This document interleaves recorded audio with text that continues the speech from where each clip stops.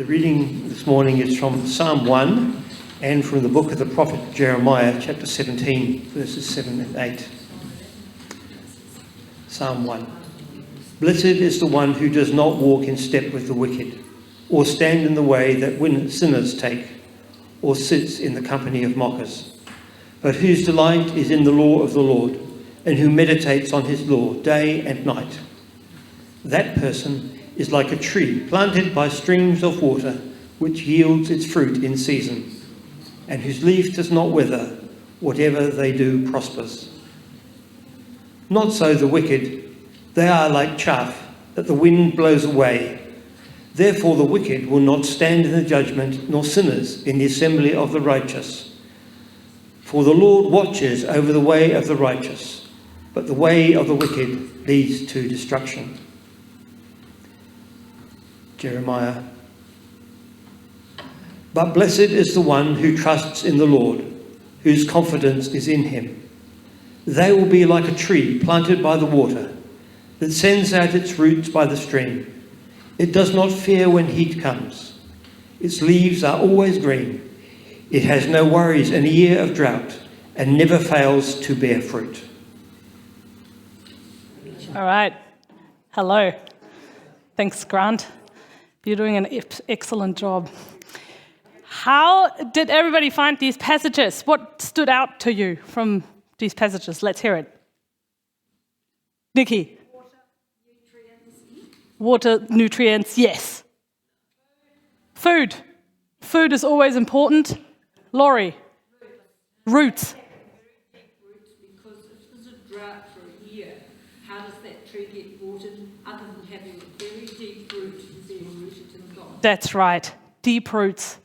And then a year of drought is no problem because, yes, it's very good. Rooted in God. So good. It's exactly what I'll be talking about. So should we go away now? Yes, we're all done. You can go home. That's so great. Yeah. That's so good. That's cool. Anyone else? Please. Sometimes it doesn't appear that the wicked or the people who aren't so righteous, they seem to be really successful. Yeah. Yeah. Yeah. So that was one thought. But, as Steve was saying, how temporary life is, because they appear to be very successful for a short time. Yeah. Yeah, that's right. The wicked appear to be successful, but life is temporary. And so it just appears like that rather than it actually being so. Yes. Yeah. Yeah, that's good. Diane. Just sort of picking up on Louise's thought and how easy it is to fall into step with that if you're not sort of aware. Not always bad, but you just have to be aware. Yes. Yes. It's easy to fall into step with that if you're not aware. Yes. Yeah. Yeah, that's so good.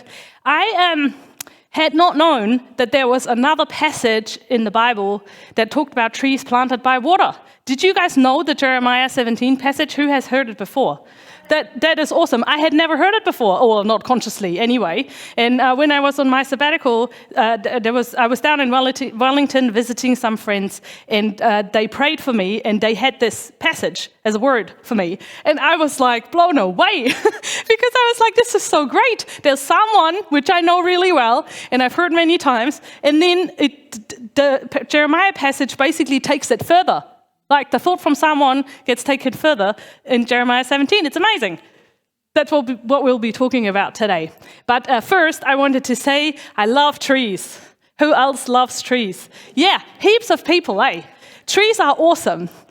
Autumn time, colours, all the colours is just incredible. There are trees in New Zealand. I didn't know this because I'm from Europe. But in New Zealand, there are trees that flower in the winter time. In the winter, there is flowers on the trees. It's just incredible. I love it sitting in the shade of a tree on a hot day. I love lying underneath a tree and looking up into the leaves, it's the rustle in the wind. It's just so beautiful. Trees have something soothing and calming and like peaceful. And in these passages, we are compared to trees. So I'm going to draw a tree because, visual aids and all that. This tree has roots that go deep. And then there's some green leaves, because we all love leaves. And there's some fruit as well. So this is the tree we'll be talking about today. I'm not so good with the drawing, so this will have to do. The Bible actually talks about trees a lot, not just in those two passages, but they're often mentioned to do with growth and prosperity, or with wisdom and knowledge, sometimes to do with punishment. Jesus talks about trees. He even got a tree to wither and die and not bear any fruit. That was a fun story. Just, bam. And then, of course, Jesus was nailed to a tree, a cut-up tree, but a tree nonetheless. And I learned a fun fact about trees when I was on sabbatical in South Africa. I got to go to South Africa and visit my friend, who I know from Bible college, and she got married. She married a South African and has 2 kids, and I wanted to meet her family. And so I went for 2 weeks, and during that time, I got to go on a safari.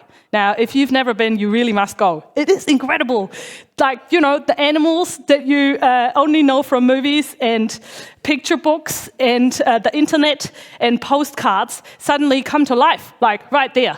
So I was on safari and we were watching this leopard, of all things, sitting on a rock, and he was just majestically sitting there, and then he kind of climbed down and walked in front of us into the high grass and disappeared, and we were all in awe and couldn't believe what we were seeing, and hadn't realized that all around us a herd of elephants had appeared. So we were sitting in our Jeep, truck, whatever it was, and there was maybe 15 of us and a guide in our truck, and all these elephants were around us, baby elephants, not so small, mama elephant, and they were, throwing the dirt and eating the grass, and one of them started eating a tree, and literally ripping the whole tree out.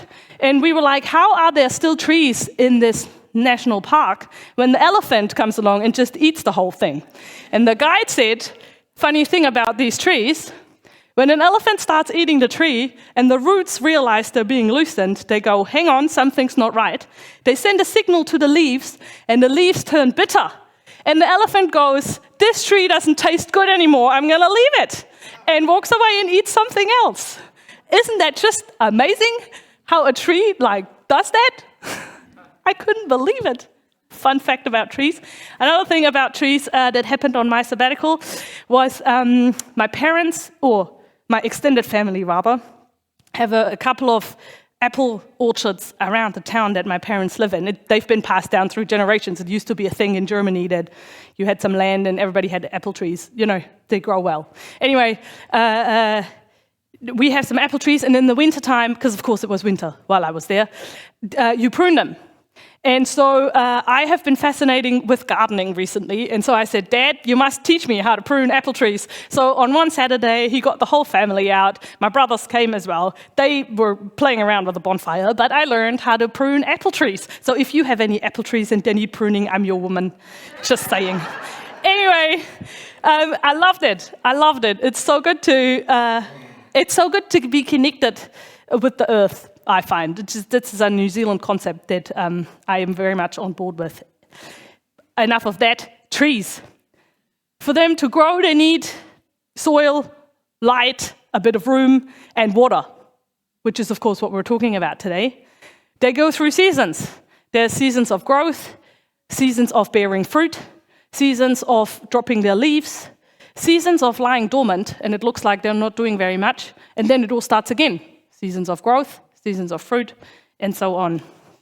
And the cool thing is that trees don't actually do anything to produce fruit. They don't work hard. They don't squeeze really tight. Nothing like that. All they do is their natural instinct is to reach out towards the water, and then when they have enough, it is in their DNA, and fruit just comes out. In the right season, fruit just appears. And so we can be compared to trees, like we're in the passages today. Psalm 1, Jeremiah 17 talks about us being trees. There's Psalm 1, which talks about when we study the word. Yeah, that is literally what it is. When we're focused on God's word and fill our minds with Him and His thoughts, then we are like a tree planted by water who bears fruit in season, and we're good. a healthy tree. And then there's Jeremiah 17, who talks about when we trust in the Lord, then there we go, trust in him is what I was going to write. Trust in God. Then we are like a tree planted by water, and even in a drought, we have no worries and we bear fruit. Like Laurie was saying, because our roots are by the water, and the drought around us doesn't matter because our roots are deep.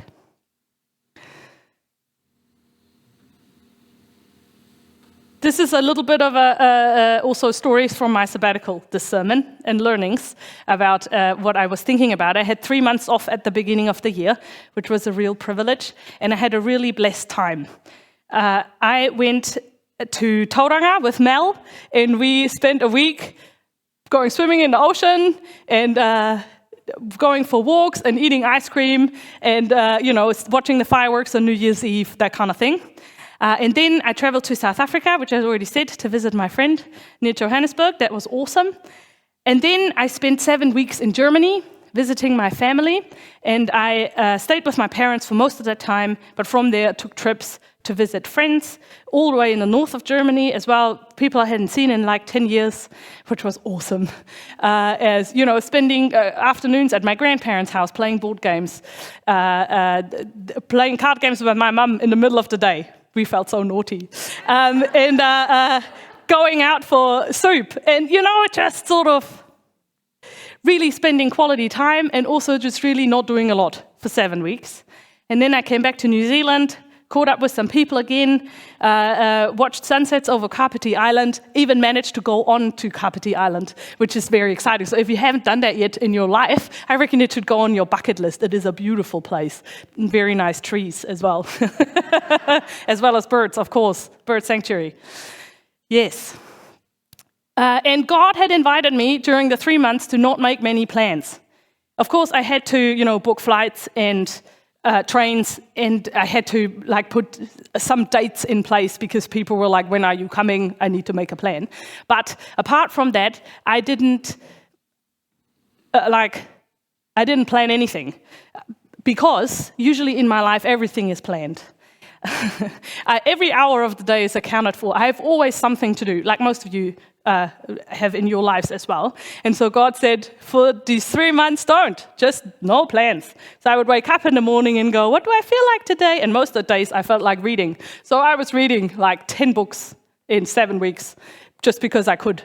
And played card games with my mother in the middle of the day. And went out for walks, many walks, learned how to prune apple trees, whatever. It was just such a different experience.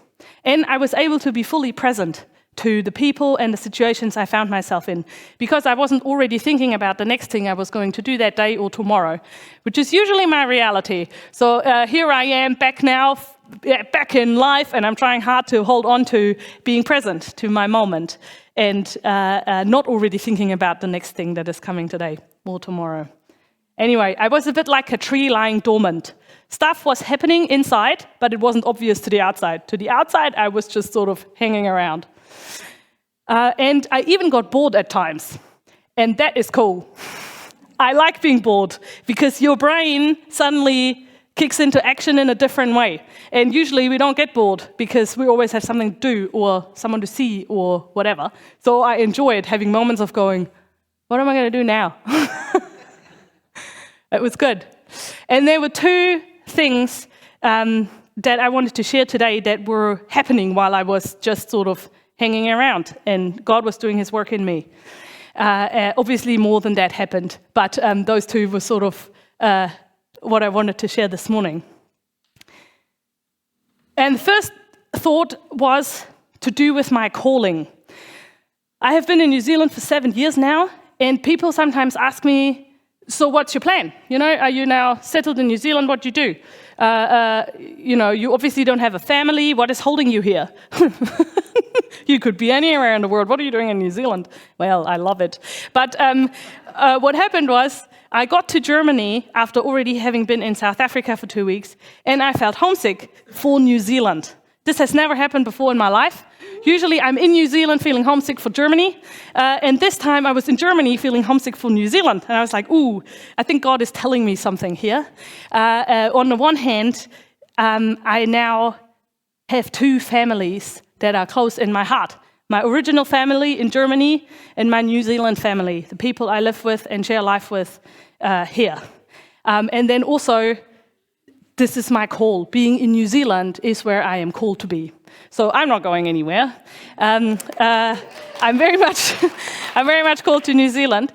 But what came of that, or what I'm trying to say is, God clearly spoke about my calling here, and that feels really good, to know this is where I'm meant to be, I'm in the right place at the right time. But also, it's still not easy. I still, it was just Easter Sunday, and my family met up for a bonfire, and they had a beautiful time hanging out all together, and I was not there. So I still obviously have my moments of going, this sucks. What am I doing? And so, but the calling that God spoke over my life on my sabbatical was like a root that had gone deeper towards the water.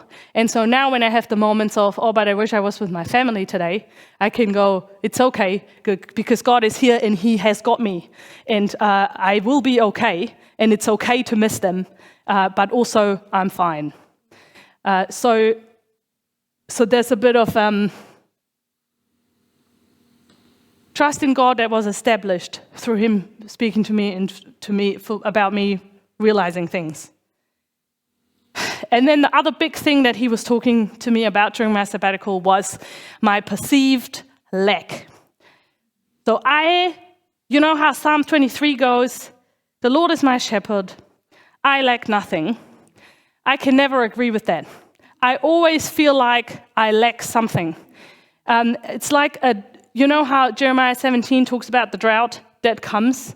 It's like a constant drought that sometimes feels a bit more droughty than other times, but is always sort of hovering there. And for me, that lack that I feel is that I just wish I had a partner and wasn't alone in life. Yeah? So that's my little burden that I carry, my drought that goes on for me all the time. And I have wrestled with this for so many years. I have prayed about this so many times. And I have seasons of being great. And obviously, I have a great life, and I love it. Like, there's nothing wrong with my life.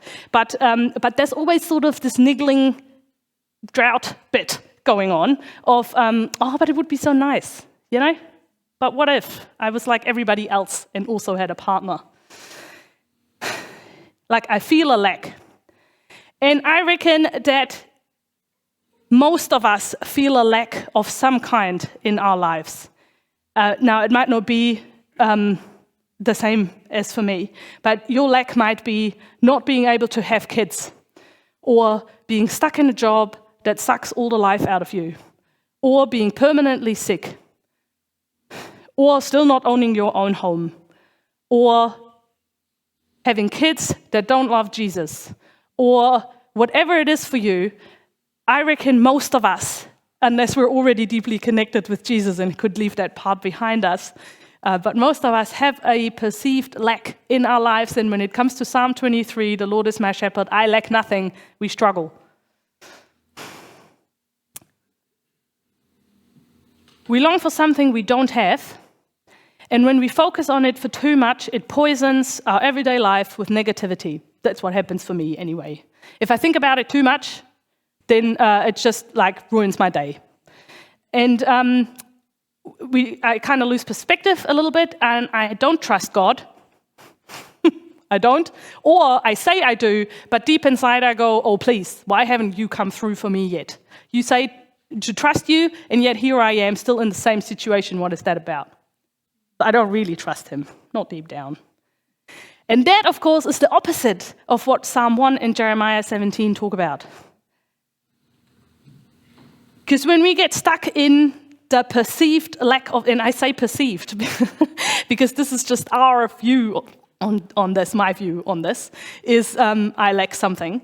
But when we get stuck in this, we fill our minds with our own thoughts of lack and frustration, like, why does everyone else get to have a partner and I do not? And we forget about God's abundance, which he talks about in his scriptures.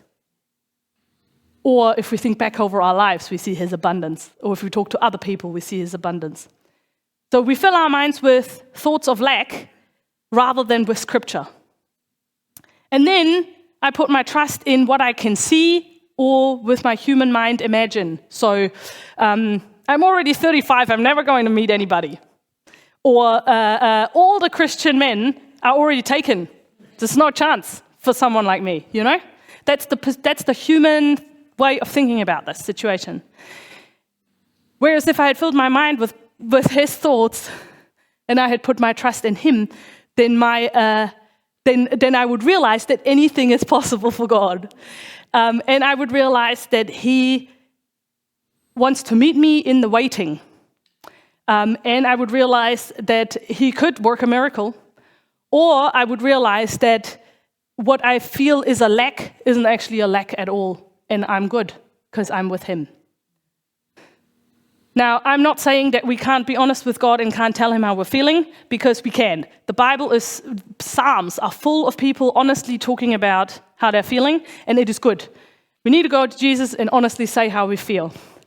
And I'm also not saying that if we trust him, what we really want will come to pass. He never promises that anywhere. But what he was saying to me during my sabbatical was that if I deepen my roots by studying his word, reading it every day, meditating on it, learning it off by heart, thinking about it, talking about it, making this my life, then I can put my trust in him.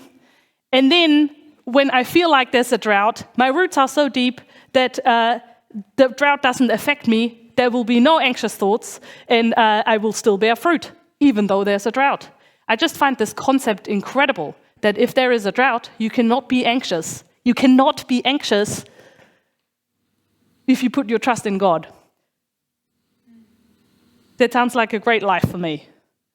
Whatever happens, you know, whatever my situation is, and whether my drought ever goes away, it might not feel so droughty anymore if my roots are deep enough that I am watered all the time by his word. And I think that's what he wants for us most in life, is that we're so deeply connected with him that whatever comes at us in life, it's fine, because we know we're all is well, because we're connected with him. He promises us life in fullness. To me, that sounds joyful and abundant and full of blessings, a bit like what my sabbatical felt like. It was joyful and abundant and full of blessings. I think we can live that all the time, even while we're working and even while we're in our everyday lives and even while we're in our situations, when we are connected with him and therefore trust him. So, I am always someone who needs to then go and do something. Like, I could talk about this, but then God says you put it into practice. So how am I putting this into practice? Well, I'm trying to read my Bible more. I really suck at reading the Bible. I'm great at singing the songs and I'm great at praying, but I'm really not that good at reading my Bible. So I'm like making it a discipline to at least once a day open it and read something. And this morning, actually, I was like, I'm preaching about this today. I got to do what I preach. So during breakfast, I thought I'd better open my Bible. And I read Joshua 1, and it was like exactly what I'm talking about this morning. Joshua gets sent out, and God says to him, be strong and courageous, like 8 times. And he says, you must study my word all the time so that you do the right thing. And I was like, that's exactly what I'm talking about today. Joshua 1. You should go home and read it too. It's very cool. So I'm trying to read my Bible more is the one thing. And I put a discipline in place. Like, I tell myself, you must read it today. And I know it sounds like, we're not about rules here. But for it to work for me, I need to make it a rule. It's just a thing. In my life, it doesn't work otherwise. I just don't do it. So it's a rule for me to read my Bible. Obviously, you can go about this a different way, but for me, that works. And then, the putting my trust in him, that that is still what I'm figuring out how to do that. So here are 4 things I'm doing at the moment, but if you have better ones, please come and tell me, because that would be really helpful. Or take this further in your small groups this week. Think about, how do we trust God, practically trust him? Okay, so the first thing I do is, in the mornings, the first thing I do, before I do anything else, is I go for a walk with Jesus. Like, I can't sit in my bed or whatever, I'll just fall asleep again. So I need to get out the house, I go for a walk, and I talk with Jesus, and I tell him about my day, and I commit to him every morning. Every morning I go, today I commit my day to you, and I want to trust you that you've got whatever's going on. That's the first thing I do. Second thing is, whenever I feel jealousy coming on, jealousy is a big thing in my life, unfortunately happens all the time, jealous of other people. When I realize it's happening, I go and pray for them. So, like, I live with only couples in my house, because Mel has a boyfriend as well. So whenever I see them happily being couples, I go, okay, Jesus, would you bless their marriage today? That, you know, their conversations are deep, and whatever good I can think of in that moment, I pray that, you know, they are blessed in their marriages and with their kids and in their families, like all the things I want. I pray for others, basically, so that they flourish, and it just, you know, lifts my gaze from myself and focuses it on someone else. It's basically what it is. I'm just going, okay, let's look away from myself, pray for someone else is better. So I pray for them. And then the third thing I do is, you know, when I have those victim thoughts of poor me, I go, okay, in this moment, I need to seek Jesus' presence. So the other day, for example, I had cooked this really nice meal, and I opened a bottle of wine to have with it. I think it was my Sabbath. And so the victim thought came of, it would be much nicer if I could share this moment with someone right now. You know, cook for someone else and have a bottle of wine together, rather than by myself. Also, I didn't drink the whole bottle, by the way, just had a glass. Don't hear me say that.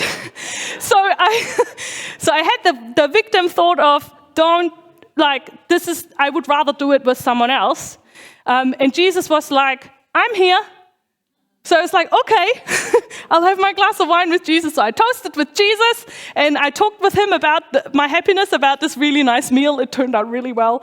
And we shared this moment together. And instead of staying with because the thoughts come, you know, but instead of staying with them, we can choose something else. And so I chose to instead share the moment with Jesus, seek his presence. Like when I have a thought of poor me, to go, stop. Instead, Jesus, how can I meet with you right now? Go and sing a song. Go and read the Bible. Go for a walk. Talk to him. Look at a flower. Tree. Look at a tree. Yeah. And then the fourth thing I do is I literally say it. I say, I'm finding it hard today to trust you, God, but I trust you. I trust you. Please help me to show me how I can trust you. Like when I don't know anything else, I just say it. I want to trust you. Please help me to do it and show me. And then trust him that he will show me. Yeah. Those are my little 4 things that I'm trying to do. But I fail every day. And so if you have any better thoughts, do feel free to share them with me. Because I think if we immerse ourselves in Scripture, and if we therefore put our trust in him, our roots go so deep that we can be trees that are alive, even in a drought. Those were my learnings from sabbatical. So we're going to, some of them, we're going to take a moment and ask Jesus, what are you saying to me today? How can I deepen my roots this week? What is something you're inviting me into to go deeper with you this week? So let's have a moment of asking Jesus that. Would you come, Holy Spirit, and speak to us now?